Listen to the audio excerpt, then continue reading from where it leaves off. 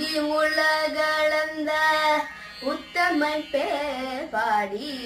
ஓங்கி உலகளந்த உத்தமன் பேர் பாடி நாங்கள் நம் பாவைக்கு